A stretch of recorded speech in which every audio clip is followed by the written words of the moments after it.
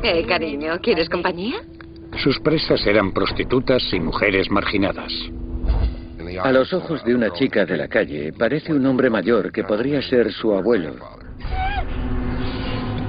Sus víctimas fueron estranguladas y mutiladas. Sus crímenes confundieron a la policía. Si no lo coges, cada día que pasa podría morir alguien. Aterrorizó a una ciudad entera. La mayor parte de la gente no dormía muy bien en esos días. Y destrozó familias.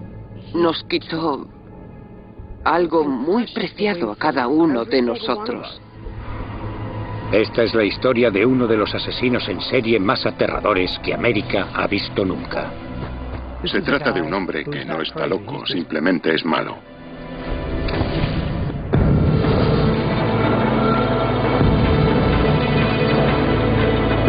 Asesinos en serie, Arthur Shawcross.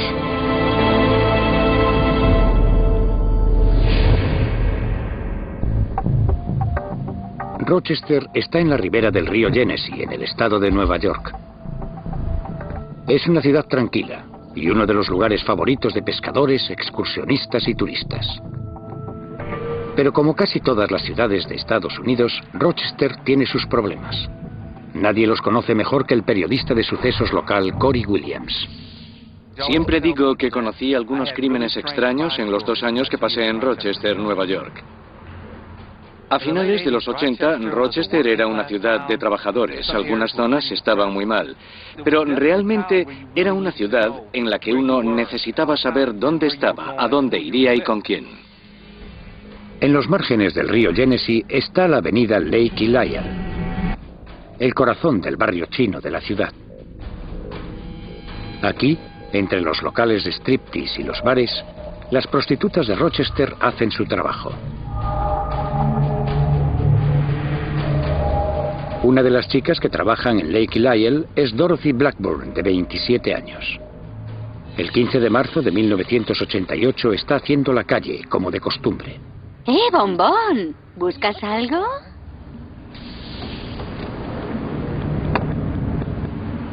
La mayor parte de las prostitutas tenían chulo. Pero una vez que se metían en un coche, esa protección y esa seguridad se acababan. Estaban solas. El cliente le paga a Dorothy $20 y se dirige a un aparcamiento al final de Lake Lyle. Mientras hacían sexo oral, Dorothy Blackburn le mordió y le hizo sangre. Lo siento, cariño. ¡Zorra!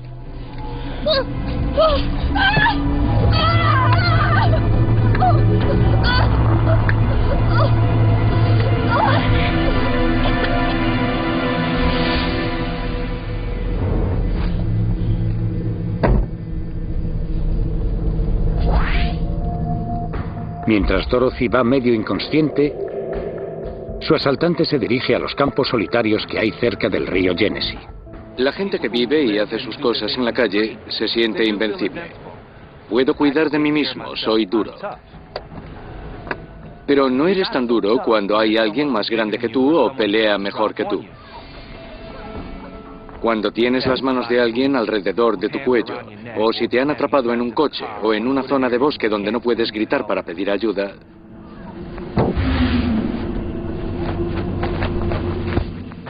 Puedes gritar, pero nadie te oirá.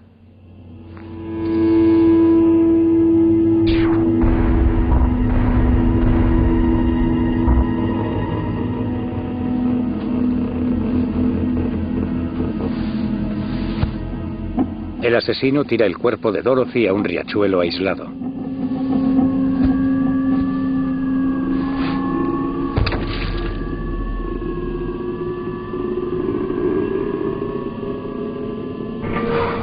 Cuando su cuerpo es descubierto una semana después, no hay pistas forenses, ni tampoco indicios de un ataque sexual. El caso acaba en la mesa de Lynn Johnston, de la policía de Rochester. Con cada asesinato, hace mucho que tengo este trabajo, he visto más de 1000, y cada uno de ellos, no puedo entender por qué alguien le hace eso a otra persona. El asesinato de una prostituta no suele provocar muchas reacciones en la sociedad. A veces creo que al ciudadano medio, corriente, No le importa de verdad. No tiene nada que ver con su vida ni con su existencia tranquila. Pero esa actitud no es compartida por los investigadores de la policía de Rochester. Si asesinan a una madre de familia en su casa y encuentran una prostituta en un campo, sí, creo que probablemente hay una actitud diferente, pero nosotros lo miramos de otra forma. Se trata igualmente de un ser humano. Sin embargo, el asesino va un paso por delante de la policía. En septiembre de 1988, un vecino está buscando botellas para reciclar en la orilla del río Genesee. Y se encontró con lo que de entrada pensaba que era un ciervo muerto. Y lo que vio al mover algunas hojas fue que ese esqueleto llevaba puesto un top y unos pantalones cortos y se dio cuenta de que era humano. Un segundo cadáver abandonado cerca del río Genesee. Pero esta vez está totalmente descompuesto. La naturaleza hace su trabajo. Las moscas atacan las proteínas a través de los ojos, los orificios nasales, los oídos, la boca. La policía intenta averiguar inmediatamente la identidad de la víctima y saber cómo murió. No había traumas provocados por un golpe fuerte, ni huesos rotos, tampoco había marcas en los huesos que mostraran que había una herida de arma blanca o heridas de bala, así que se eliminaron todas las posibilidades obvias. La policía debe identificar a la víctima antes de poder resolver el misterio de su muerte. Hasta que lo consigan, el asesino está libre para atacar de nuevo.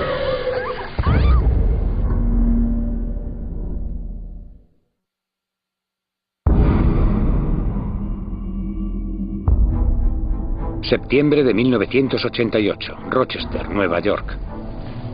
La policía tiene un cadáver en las manos. Una mujer, encontrada cerca de los márgenes del río Genesee. Pero necesitan ayuda para identificar el cadáver. Llaman al antropólogo forense William Rodríguez. Si la víctima no puede ser identificada, muchas veces el crimen no se llega a resolver. La descomposición ha hecho que casi no queden restos con los que trabajar. En un entorno boscoso y húmedo, un cuerpo se descompone muy rápidamente a causa de ese entorno. Aún así, hay una pista esencial que sugiere cómo murió esa persona. Hay un pequeño hueso en el cuello, el hueso hioide, y muchas veces ese hueso se encuentra fracturado en personas que han sido estranguladas o que han recibido un golpe fuerte en el cuello. Es obvio que este individuo fue estrangulado. Al examinar el cráneo y calcular la profundidad de los tejidos, el doctor Rodríguez puede recrear la imagen de la víctima.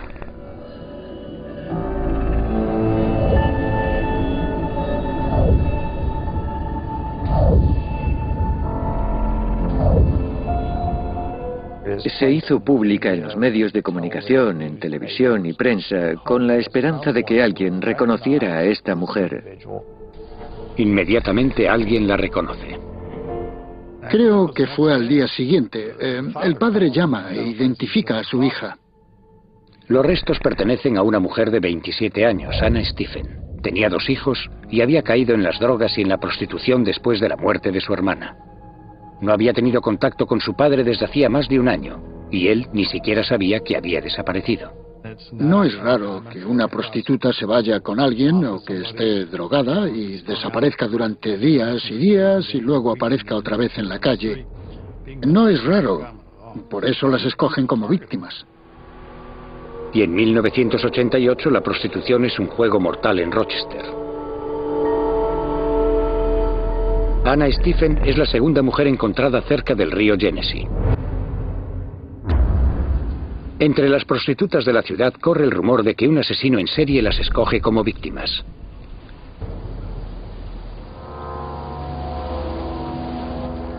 Pero las prostitutas como Patty Ives necesitan trabajar.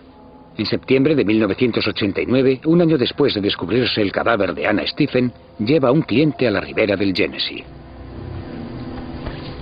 Con calma, cariño. No hace falta ser duro. Todavía no sabes lo que significa ser duro, cielo. Sé quién eres. Sé que eres el que...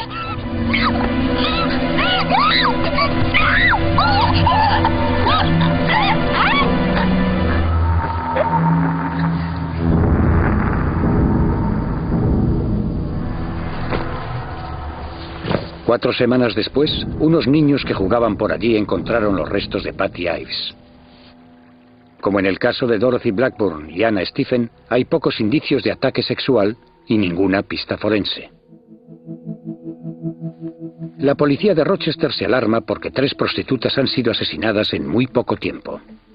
Nos preguntábamos qué pasaba con las prostitutas, porque las cifras habían aumentado un poco.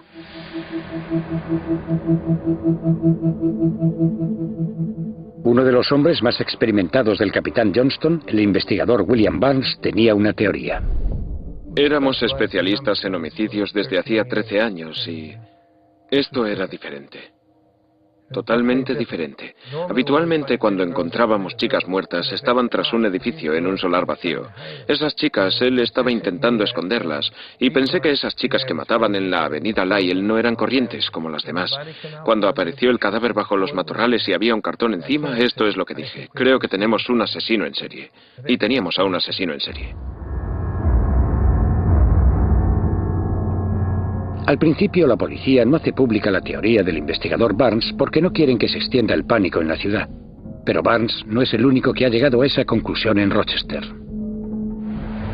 Llegué a trabajar a las 6 de la mañana y había un informe acerca de un cadáver encontrado bajo una caja de cartón. Luego me enteré de que era una mujer de menos de 30 años, se llamaba Patricia Ives. Y la policía consideró que era una muerte natural y eso me dio que pensar. Las mujeres de entre 20 y 30 años no se meten debajo de cajas de cartón bajo unos matorrales si se mueren. Algo no encajaba. Corey Williams decide acercarse a Lake and Lyell para investigar. Lo que descubre le deja atónito. Estaba investigando a algunas de las chicas de la calle, prostitutas, y estaba hablando con una joven llamada Maria Welch y me lo dijo. Aquí hay un hombre que mata a las chicas.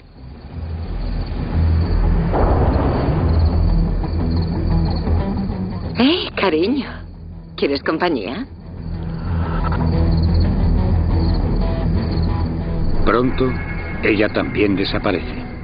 Me dolió saber que solo unos días, unas semanas antes, yo había hablado con esa mujer. Era joven, atractiva. No parecía que llevara mucho tiempo en la calle.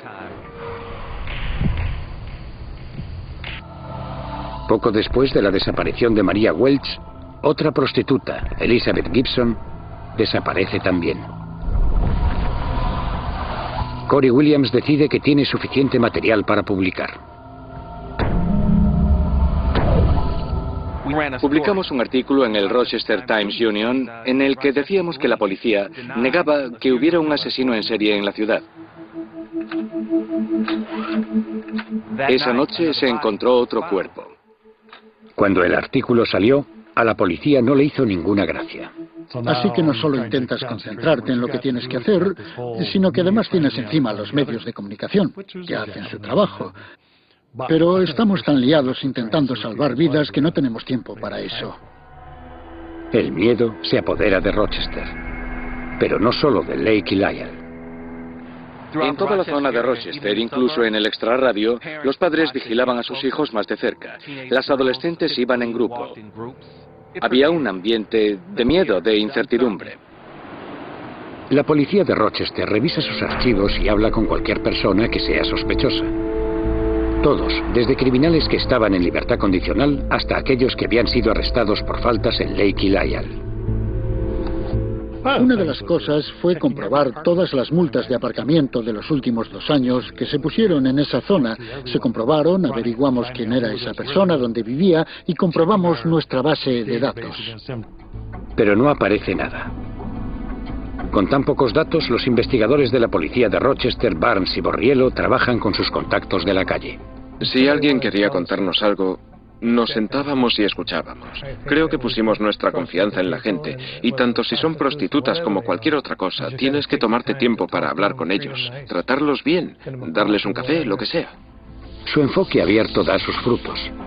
Una prostituta mayor conocida como Barb tiene información relacionada con una de las chicas desaparecidas, Elizabeth Gibson. La entrevisté y declaró que había mantenido relaciones sexuales con un hombre que tenía un coche tipo berlina. Dijo que se llamaba Mitch. En noviembre de 1989 vio a Elizabeth Gibson en el coche con esa persona. 11 horas después, el cadáver de Elizabeth Gibson apareció fuera de la ciudad de Rochester. Había sido estrangulada y la encontraron desnuda. Era demasiada coincidencia, ya sabes.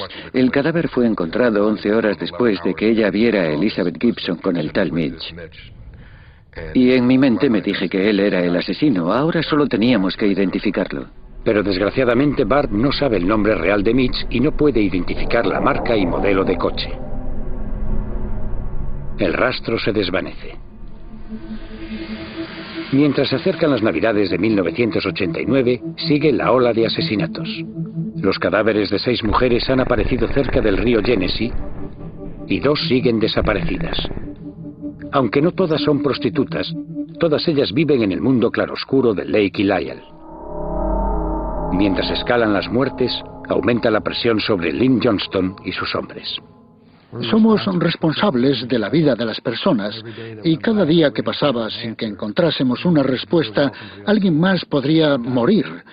Y eso es una gran responsabilidad, especialmente cuando no tienes ni idea de lo que estás buscando y trabajas las 24 horas intentando hacer que la investigación avance mientras duermes en la oficina. No tuve Navidad ni Día de Acción de Gracias y, por suerte, tenía una mujer y unos hijos muy comprensivos. Con un testimonio que no se había podido probar, sin pistas forenses y una ciudad que exigía respuestas, el capitán Lynn Johnston hace una llamada al FBI. No hay un manual que te lleve de un punto a otro en este tipo de casos. Tienes que hacer que avance la investigación y al usar perfiles, eso es lo que intentamos. En 1989 la ciencia de los perfiles conductuales todavía está en pañales, pero el agente del FBI, Greg McCrary, cree que podría ser algo decisivo para identificar al asesino en serie de Rochester. Nuestra conducta es la manifestación externa de nuestra personalidad. Los coches que conducimos, nuestra manera de arreglarnos, de peinarnos. Todas estas cosas son manifestaciones externas de quienes somos. Lo que hacemos en el caso de los criminales es observar el método y la manera en que cometen los delitos. Y luego hacemos deducciones lógicas partiendo de la escena del crimen sobre el tipo de individuo que lo ha cometido. En un homicidio o en el caso de un asesino en serie, el criminal debe tomar decisiones y vamos a analizar cada una de ellas. Víctima. ¿Quién es la víctima? Forma y manera de la muerte, lugar donde deja el cadáver. En otras palabras, nuestro trabajo es sugerir técnicas de investigación y estrategias. Lo primero que hace McCrary es visitar el lugar donde los cadáveres fueron abandonados. Los delincuentes escogen lugares conocidos y en los que se sienten cómodos para abandonar los cadáveres. Si tuvieras que deshacerte de un cadáver, ¿irías a un sitio en el que nunca has estado? ¿Un sitio que no conoces y te arriesgarías a ser interrumpido o a que te vieran? La forma de matar también le parece significativa a McCrary. No era una estrangulación con ataduras, sino que era una presión intensa. Esto nos indicó que se trataba de un individuo fuerte. Poco a poco va apareciendo una imagen del asesino.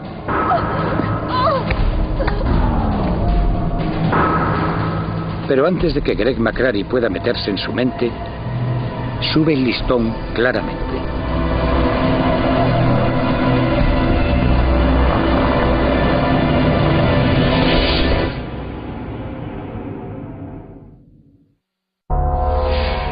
Noviembre de 1989, Rochester, Nueva York.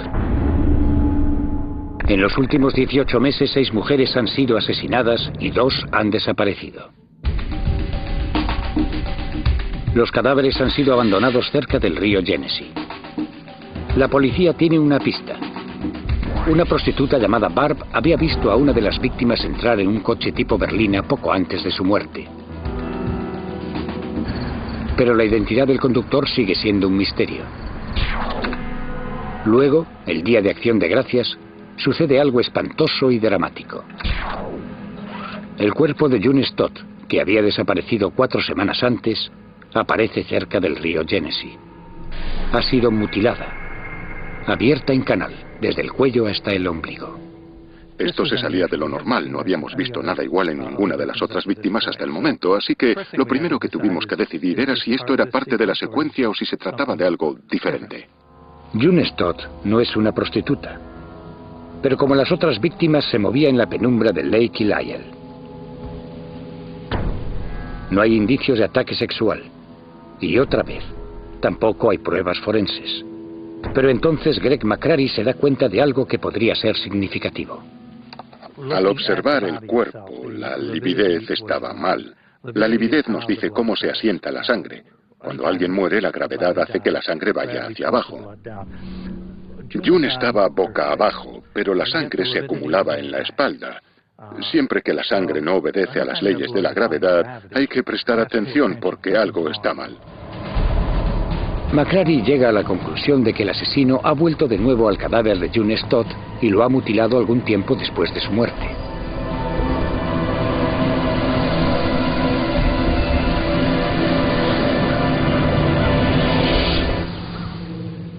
Llevaba muerta el tiempo suficiente como para que la sangre se acumulara en su espalda. Luego vino alguien, hizo esta incisión post-mortem y después le dio la vuelta y la puso boca abajo.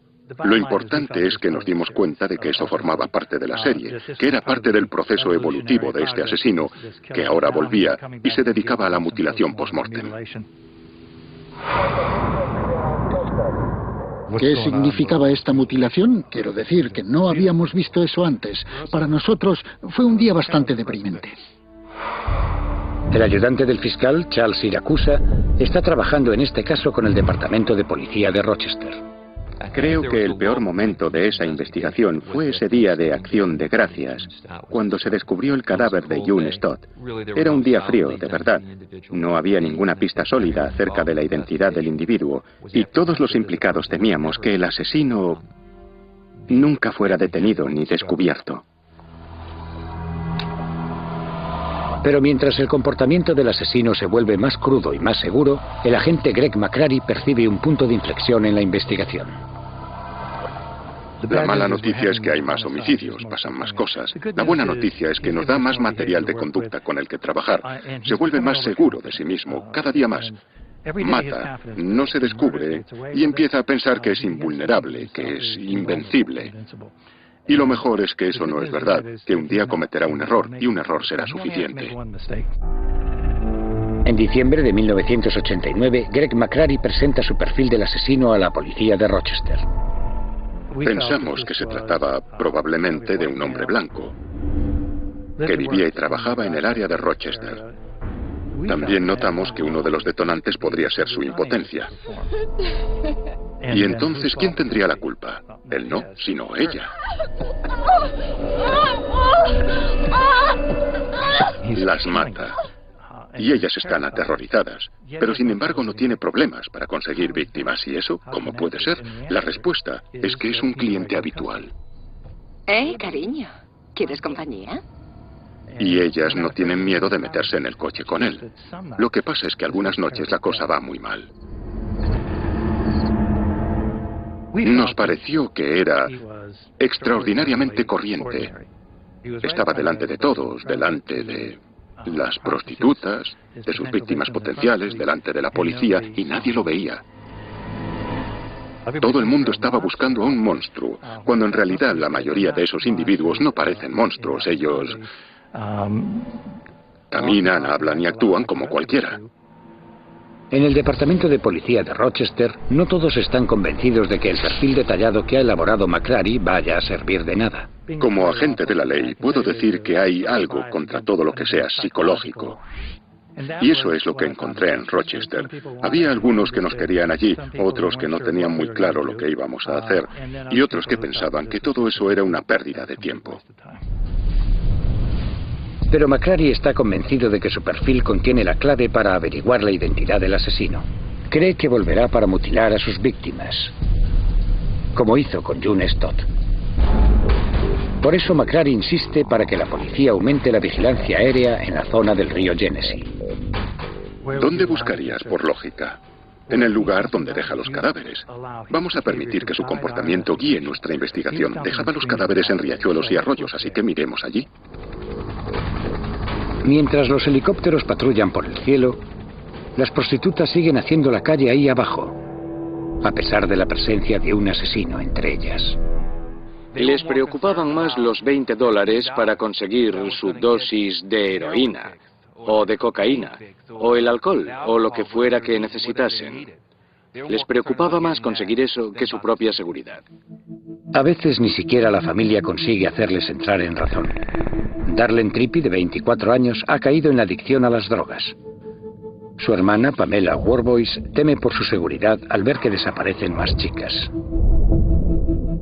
La gente que toma drogas normalmente se distancia de su familia.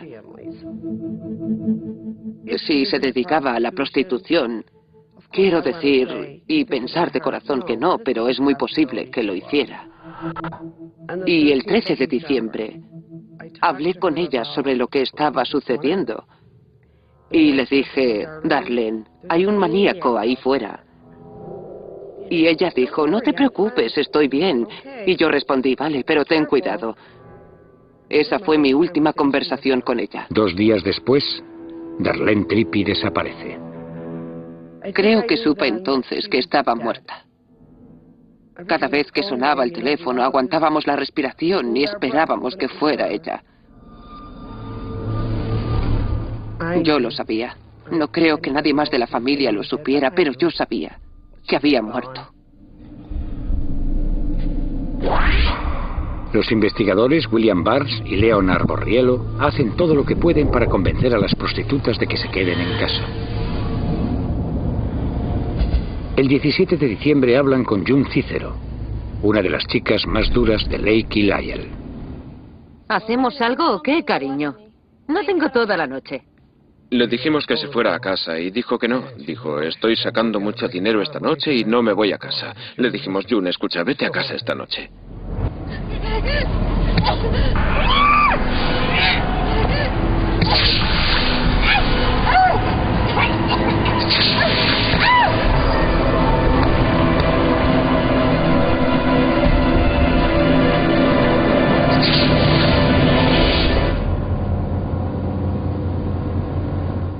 Pensamos que 15 minutos después de marcharnos de su esquina, el asesino en serie la acogió. Pero ahora, gracias al perfil de Gregory McCrary, intuyen lo que hará después. Volvía y se dedicaba a mutilar a sus víctimas después de muertas, y en ese comportamiento había una buena oportunidad de cogerlo. John McCaffrey, de la policía del estado de Nueva York, vigila desde las alturas. El 3 de enero de 1990 estaba patrullando sobre el río Genesee, como recomendó Greg McCrary. Buscaba sitios con agua y cosas así, donde pudiera deshacerse de un cadáver, donde se sintiera cómodo. Eso estaba en el perfil que había elaborado el FBI. Y estaba a 1 minuto de Northampton Park aproximadamente cuando vi un cuerpo bajo el puente. En ese momento vi el coche. La puerta del pasajero estaba abierta y luego el coche se alejó de la zona. Así que lo seguimos.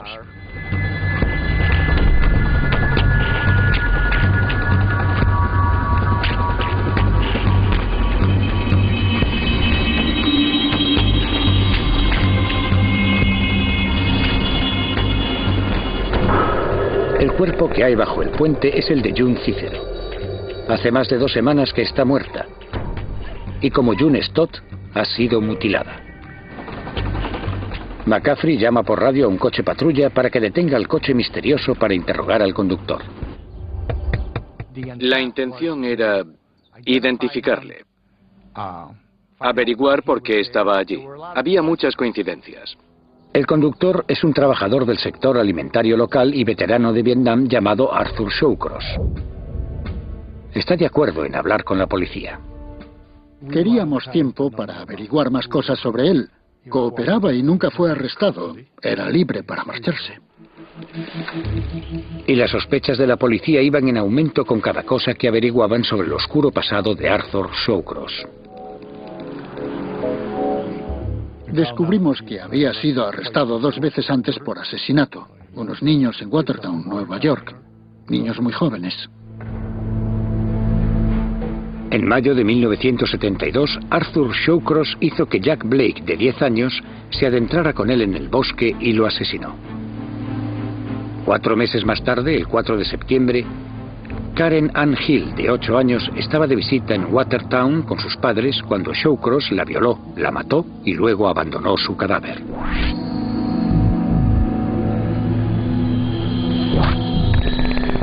Shawcross fue condenado a 25 años de cárcel, pero le dieron la condicional después de 15 años con el beneplácito de los psiquiatras de la prisión. En marzo de 1987, la Junta para la Libertad Condicional instaló a Shawcross y a su novia, Rose Wally, en Rochester. Pero la policía no había encontrado su nombre al revisar la lista de asesinos en libertad condicional que vivían en la ciudad.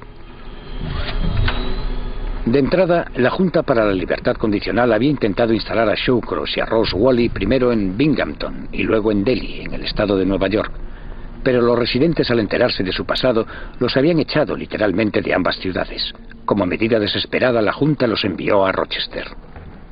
Creo que lo que pasó con la Junta de la Condicional era que querían soltarlo en algún lado para sacárselo de en medio. Creo que simplemente dijeron, vamos a meter a este hombre en algún sitio. Lo trajeron aquí y lo escondieron.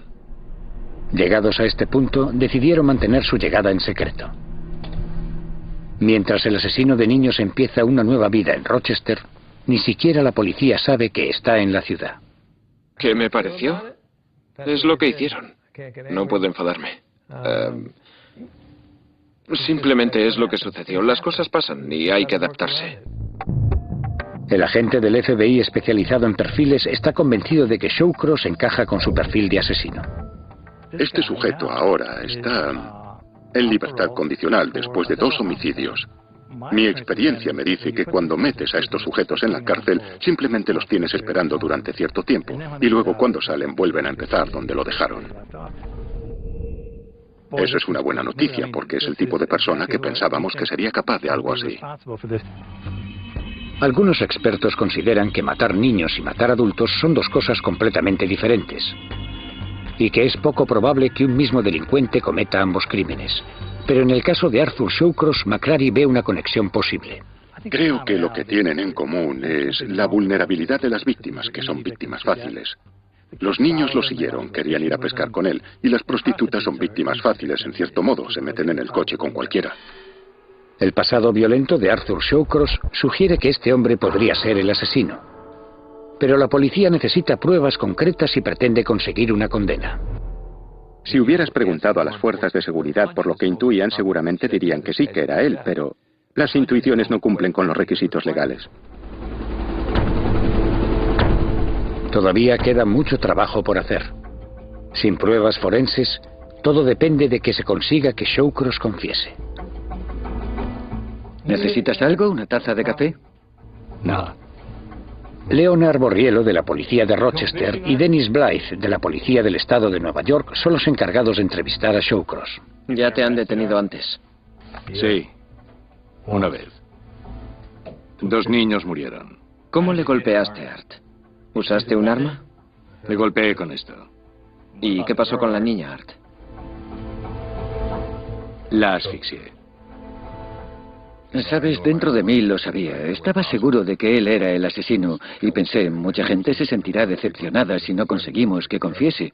Yo especialmente. Pero si la policía no consigue que Shawcross confiese, tendrá que soltarle. Será libre de merodear por las calles de Rochester otra vez.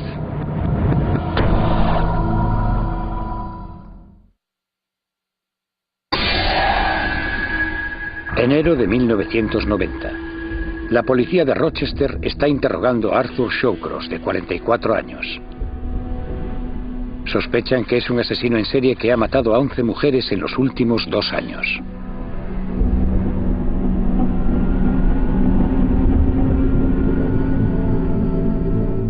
La entrevista fue decisiva porque no había pruebas, no había nada que lo conectara directamente con esos asesinatos. Las pruebas eran circunstanciales, así que conseguir que admitiera un solo crimen sería algo grande, muy grande. A un sospechoso hay que tenerlo entre algodones. Lo que quieres es ser amable, ayudarle y mostrarle que eres amistoso. Le dejas ver a su novia, a su mujer, pregunta si quiere café o algo de comer. Quiero decir que, básicamente, tienes que conseguir que crea que eres su amigo. ¿Sueles pescar, Art? Sí, me gusta pescar. Claro. ¿Dónde te gusta pescar, Art? ¿En el lago Ontario? El lago Ontario está muerto, todo el mundo lo sabe. Los investigadores deciden presionar a Shawcross con lo que es su pista más clara. Elizabeth Gibson, que fue vista horas antes de su muerte mientras se metía en el coche de un hombre llamado Mitch. La prostituta, que dijo verles, confirma inmediatamente que el hombre que hay en la sala de interrogatorios es el hombre que ella conoce como Mitch. Hablé con el investigador Blythe y le dije: vamos a buscar la confesión por lo de Liz Gibson primero. Tenemos toda la información del mundo, es nuestro mejor caso. Si conseguimos eso, tendremos todo el tiempo del mundo para conseguir las demás. ¿Mataste a Liz Gibson? No, yo no fui. Venga, Art, no nos tomes por tontos, sabemos que fuiste tú. No sé de qué estáis hablando. Vamos, Art, se acabó, lo sabemos. Bart te vio con Gibson. Art, te vieron con esa mujer 11 horas antes de que apareciera muerta. ¿Se trata de una coincidencia, es eso? Sí, una coincidencia. Vamos, Art, sabemos que eres tú. Te hemos tratado bien, ¿verdad? ¿Por qué le estáis tomando conmigo? Cálmate, Art. El enfrentamiento con Shawcross no ha funcionado. Los investigadores necesitan encontrar una nueva táctica y rápido. Dennis Blythe recuerda que Shawcross parecía preocupado por Clara Neal, una mujer con quien tiene una relación y cuyo coche conducía cuando le pararon. Tu coche, Art. ¿Quién lo conduce aparte de ti? Piénsalo bien. Sabemos que el coche es de Clara y no nos gustaría pensar que Clara está metida en todo esto. Dímelo muy claro. ¿Estaba Clara metida en esto? No. No está metida en esto. Eso es toda una declaración. Significa que ella no está involucrada, pero quizá yo sí, y ese es el punto de partida. Llegados a este punto, no creo que tuviera elección. Bien. Entonces, ¿por qué no nos cuentas lo de Liz Gibson? Sabemos que es difícil, Art. Lo sabemos.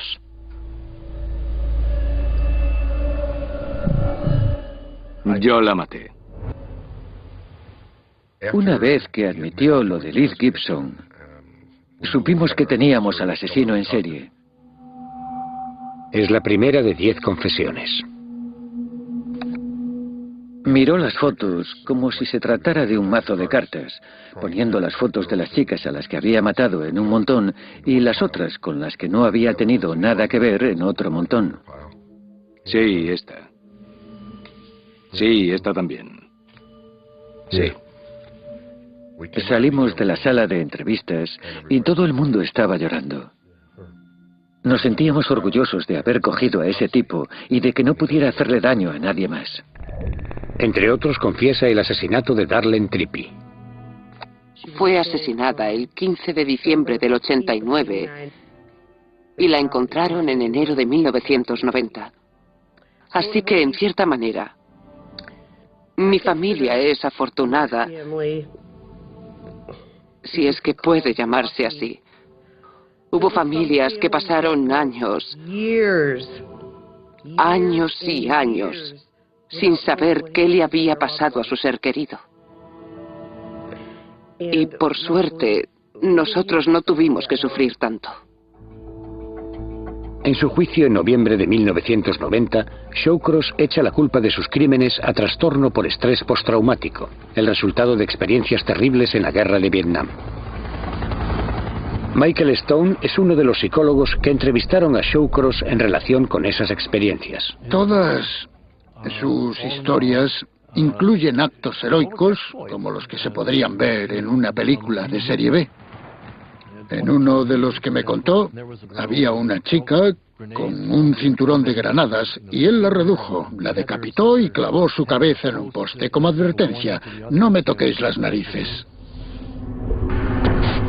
Pero Shawcross no vio ninguna acción de combate en Vietnam.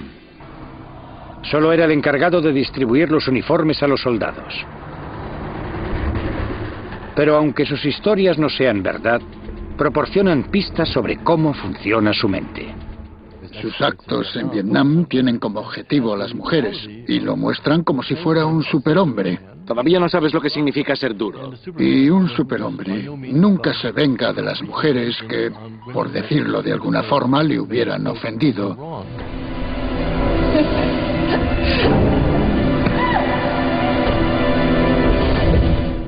Las historias escabrosas de Shawcross no convencen al jurado.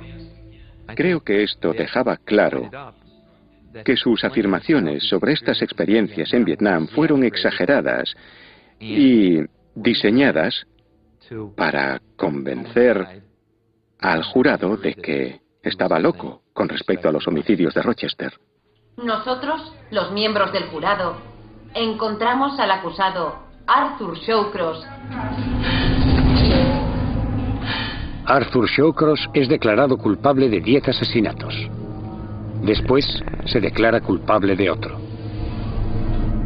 Es sentenciado a cumplir por lo menos 250 años de cárcel. Se hizo toda la justicia posible. Como dije a las familias de las víctimas en este caso, lo mejor que podemos hacer es asegurarnos de que se haga justicia, y creo que en el caso de Arthur Shawcross el veredicto fue justo. Los perfiles conductuales han demostrado ser decisivos para construir un retrato del asesino. Hay satisfacción cuando la mayoría de las cosas que dice son ciertas, pero creo que la mayor satisfacción es haber contribuido un poco para sacar a este tipo de la calle. Desde la condena de Shawcross, los perfiles se han convertido en un elemento esencial para las investigaciones de homicidios. No hay que exagerar lo que un perfil puede hacer o el impacto que tiene, pero tampoco quiero quedarme corto. Tiene su sitio en una investigación y al final el mérito es de los investigadores del caso. La pesadilla se ha acabado en lo que a nosotros respecta. Se cerró el asunto y eso es bueno para las familias de las víctimas, porque hay que recordar que esas chicas eran, a pesar de todo, las mujeres o hermanas o hijas de alguien. Tenían una familia. Arthur Shawcross es simplemente una persona muy mala. Nos quitó algo muy preciado a cada uno de nosotros.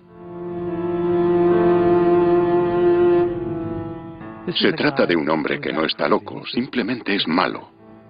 No hay ninguna medicina que pueda curar eso.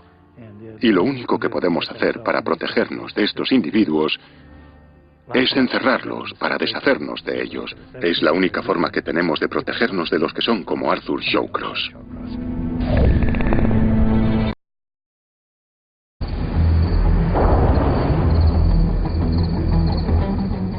Cariño, ¿quieres compañía?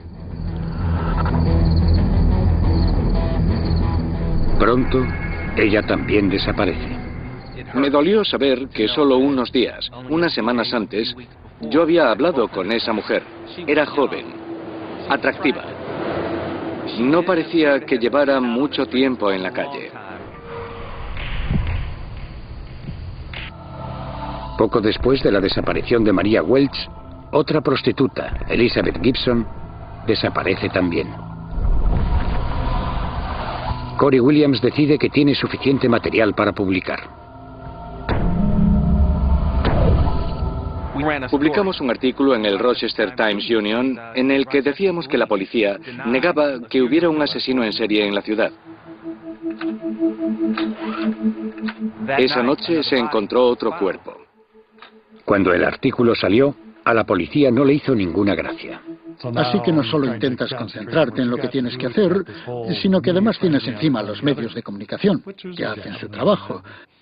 Pero estamos tan liados intentando salvar vidas que no tenemos tiempo para eso. El miedo se apodera de Rochester, pero no solo de Lake y Lyell. En toda la zona de Rochester, incluso en el extrarradio, los padres vigilaban a sus hijos más de cerca. Las adolescentes iban en grupo. Había un ambiente de miedo, de incertidumbre. La policía de Rochester revisa sus archivos y habla con cualquier persona que sea sospechosa. Todos, desde criminales que estaban en libertad condicional hasta aquellos que habían sido arrestados por faltas en Lake y Lyell. Una de las cosas fue comprobar todas las multas de aparcamiento de los últimos 2 años que se pusieron en esa zona. Se comprobaron, averiguamos quién era esa persona, dónde vivía y comprobamos nuestra base de datos. Pero no aparece nada. Con tan pocos datos, los investigadores de la policía de Rochester, Barnes y Borriello trabajan con sus contactos de la calle. Si alguien quería contarnos algo, nos sentábamos y escuchábamos. Creo que pusimos nuestra confianza en la gente, y tanto si son prostitutas como cualquier otra cosa, tienes que tomarte tiempo para hablar con ellos, tratarlos bien, darles un café, lo que sea. Su enfoque abierto da sus frutos. Una prostituta mayor, conocida como Barb, tiene información relacionada con una de las chicas desaparecidas, Elizabeth Gibson. La entrevisté y declaró que había mantenido relaciones sexuales con un hombre que tenía un coche tipo berlina. Dijo que se llamaba Mitch. En noviembre de 1989 vio a Elizabeth Gibson en el coche con esa persona. 11 horas después, el cadáver de Elizabeth Gibson apareció fuera de la ciudad de Rochester. Había sido estrangulada y la encontraron desnuda. Era demasiada coincidencia, ya sabes. El cadáver fue encontrado 11 horas después de que ella viera a Elizabeth Gibson con el tal Mitch. Y en mi mente me dije que él era el asesino. Ahora solo teníamos que identificarlo. Pero desgraciadamente Barb no sabe el nombre real de Mitch y no puede identificar la marca y modelo de coche. El rastro se desvanece. Mientras se acercan las Navidades de 1989, sigue la ola de asesinatos. Los cadáveres de 6 mujeres han aparecido cerca del río Genesee y 2 siguen desaparecidas. Aunque no todas son prostitutas, todas ellas viven en el mundo claroscuro de Lake y Lyell. Mientras escalan las muertes, aumenta la presión sobre Lynn Johnston y sus hombres. Somos responsables de la vida de las personas y cada día que pasaba sin que encontrásemos una respuesta, alguien más podría morir. Y eso es una gran responsabilidad, especialmente cuando no tienes ni idea de lo que estás buscando y trabajas las 24 horas intentando hacer que la investigación avance mientras duermes en la oficina. No tuve Navidad ni Día de Acción de Gracias y, por suerte, tenía una mujer y unos hijos muy comprensivos. Con un testimonio que no se había podido probar, sin pistas forenses y una ciudad que exigía respuestas, el capitán Lynn Johnston hace una llamada al FBI.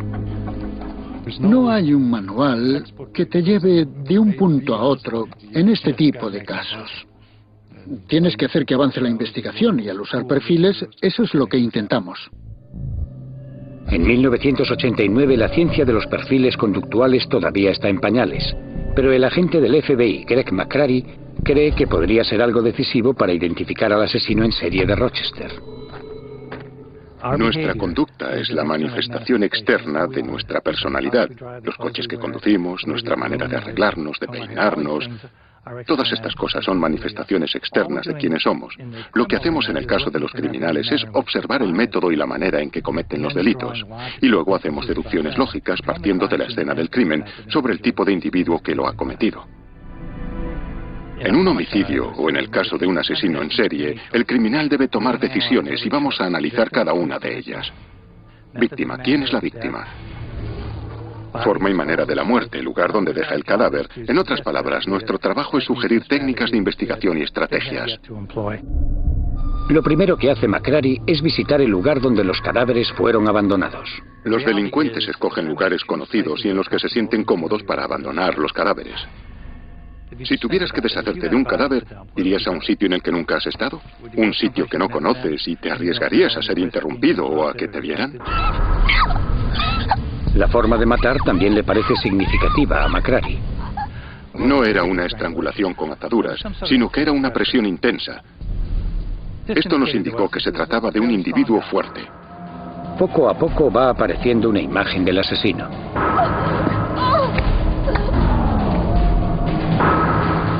Pero antes de que Greg McCrary pueda meterse en su mente, sube el listón claramente.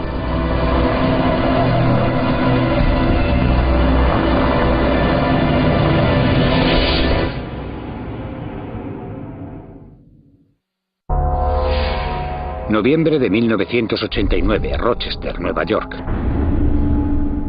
En los últimos 18 meses, 6 mujeres han sido asesinadas y 2 han desaparecido. Los cadáveres han sido abandonados cerca del río Genesee. La policía tiene una pista.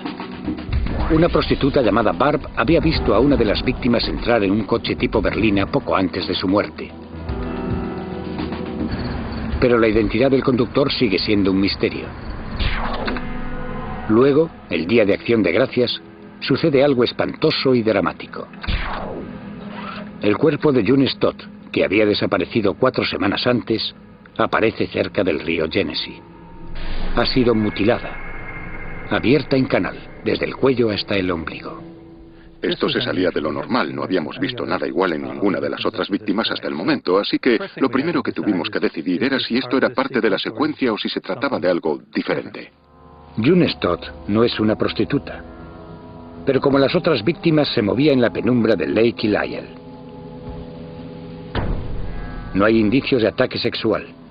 Y otra vez, tampoco hay pruebas forenses. Pero entonces Greg McCrary se da cuenta de algo que podría ser significativo. Al observar el cuerpo, la lividez estaba mal. La lividez nos dice cómo se asienta la sangre. Cuando alguien muere, la gravedad hace que la sangre vaya hacia abajo.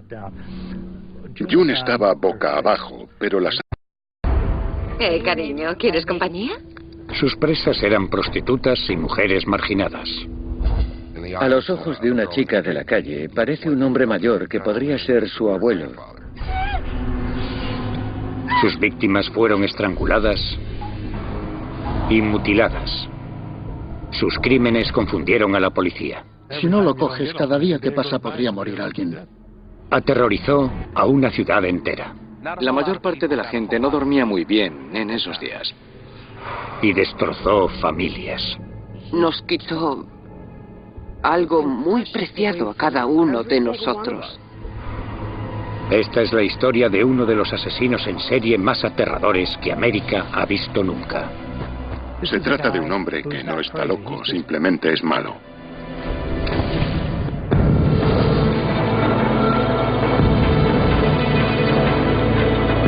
Asesinos en serie, Arthur Shawcross.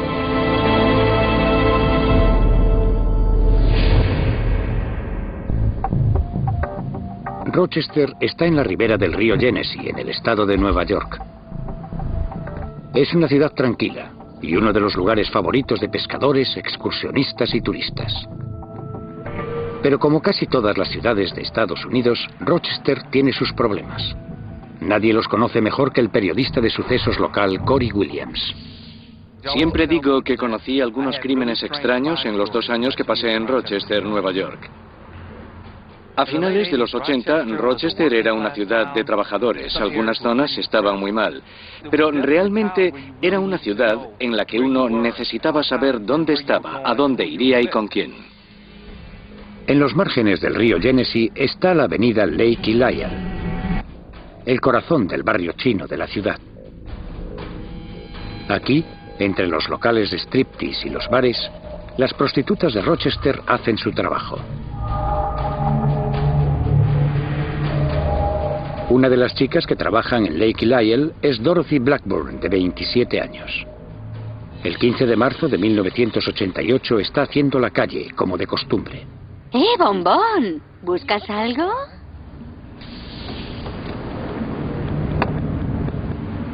La mayor parte de las prostitutas tenían chulo.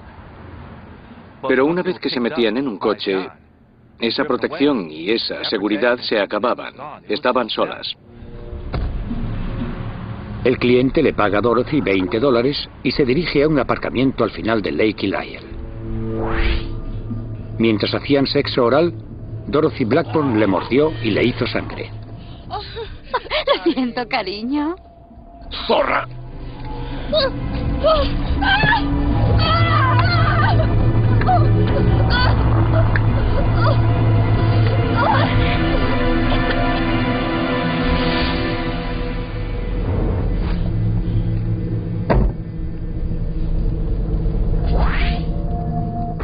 Mientras Dorothy va medio inconsciente, su asaltante se dirige a los campos solitarios que hay cerca del río Genesee.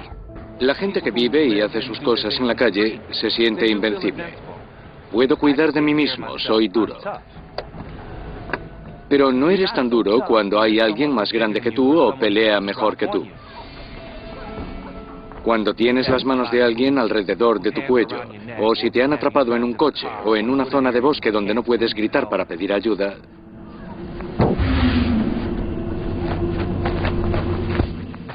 Puedes gritar, pero nadie te oirá.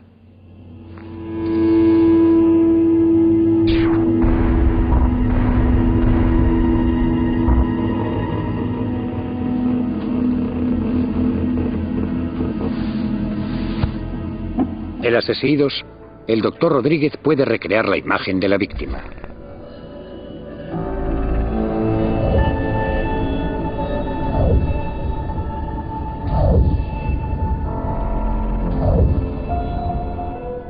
Se hizo pública en los medios de comunicación, en televisión y prensa, con la esperanza de que alguien reconociera a esta mujer.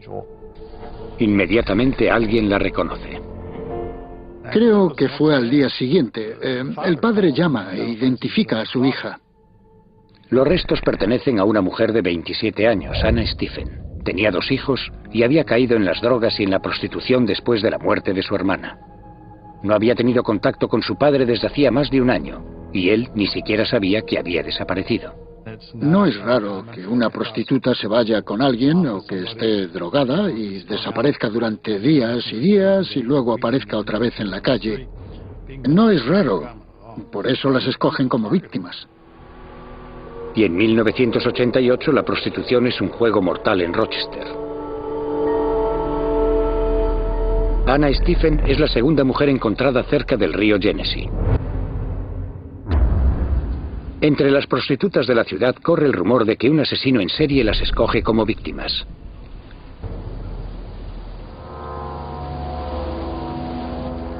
Pero las prostitutas como Patty Ives necesitan trabajar.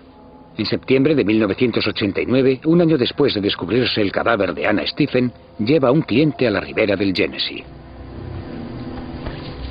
Con calma, cariño. No hace falta ser duro. Todavía no sabes lo que significa ser duro, cielo. Sé quién eres. Sé que eres el que...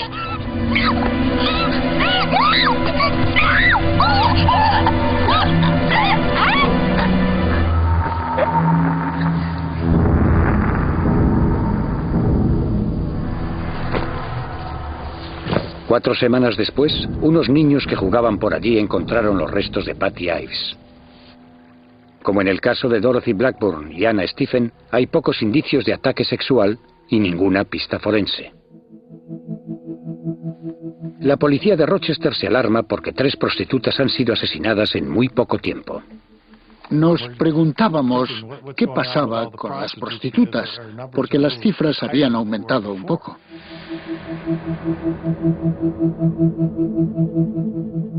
Uno de los hombres más experimentados del capitán Johnston, el investigador William Barnes, tenía una teoría. Éramos especialistas en homicidios desde hacía 13 años y esto era diferente. Totalmente diferente. Habitualmente cuando encontrábamos chicas muertas estaban tras un edificio en un solar vacío. Esas chicas, él estaba intentando esconderlas y pensé que esas chicas que mataban en la avenida Lyle no eran corrientes como las demás. Cuando apareció el cadáver bajo los matorrales y había un cartón encima, esto es lo que dije. Creo que tenemos un asesino en serie.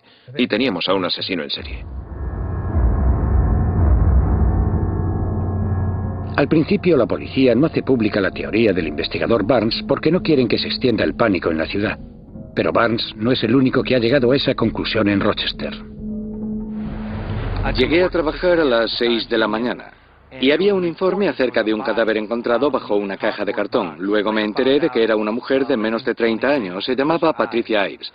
Y la policía consideró que era una muerte natural y eso me dio que pensar.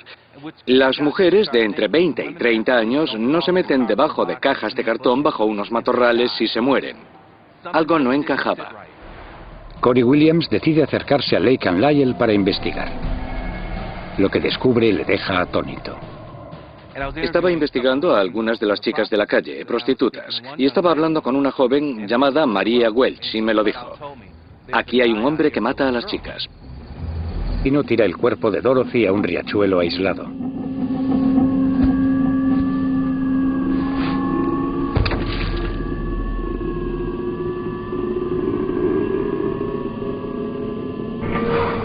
Cuando su cuerpo es descubierto una semana después, no hay pistas forenses, ni tampoco indicios de un ataque sexual. El caso acaba en la mesa de Lynn Johnston, de la policía de Rochester. Con cada asesinato, hace mucho que tengo este trabajo, he visto más de 1000, y cada uno de ellos, no puedo entender por qué alguien le hace eso a otra persona. El asesinato de una prostituta no suele provocar muchas reacciones en la sociedad. A veces creo que al ciudadano medio, corriente, no le importa de verdad. No tiene nada que ver con su vida ni con su existencia tranquila. Pero esa actitud no es compartida por los investigadores de la policía de Rochester. Si asesinan a una madre de familia en su casa y encuentran una prostituta en un campo, sí, creo que probablemente hay una actitud diferente, pero nosotros lo miramos de otra forma. Se trata igualmente de un ser humano. Sin embargo, el asesino va un paso por delante de la policía. En septiembre de 1988, un vecino está buscando botellas para reciclar en la orilla del río Genesee. Y se encontró con lo que de entrada pensaba que era un ciervo muerto. Y lo que vio al mover algunas hojas fue que ese esqueleto llevaba puesto un top y unos pantalones cortos y se dio cuenta de que era humano. Un segundo cadáver abandonado cerca del río Genesee. Pero esta vez está totalmente descompuesto. La naturaleza hace su trabajo. Las moscas atacan las proteínas a través de los ojos, los orificios nasales, los oídos, la boca. La policía intenta averiguar inmediatamente la identidad de la víctima y saber cómo murió. No había traumas provocados por un golpe fuerte, ni huesos rotos, tampoco había marcas en los huesos que mostraran que había una herida de arma blanca o heridas de bala, así que se eliminaron todas las posibilidades obvias. La policía debe identificar a la víctima antes de poder resolver el misterio de su muerte. Hasta que lo consigan, el asesino está libre para atacar de nuevo.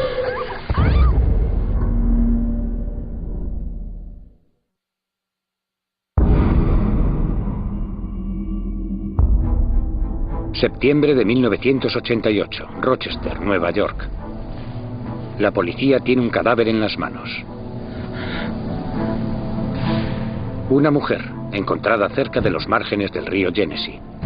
Pero necesitan ayuda para identificar el cadáver. Llaman al antropólogo forense William Rodríguez. Si la víctima no puede ser identificada, muchas veces el crimen no se llega a resolver.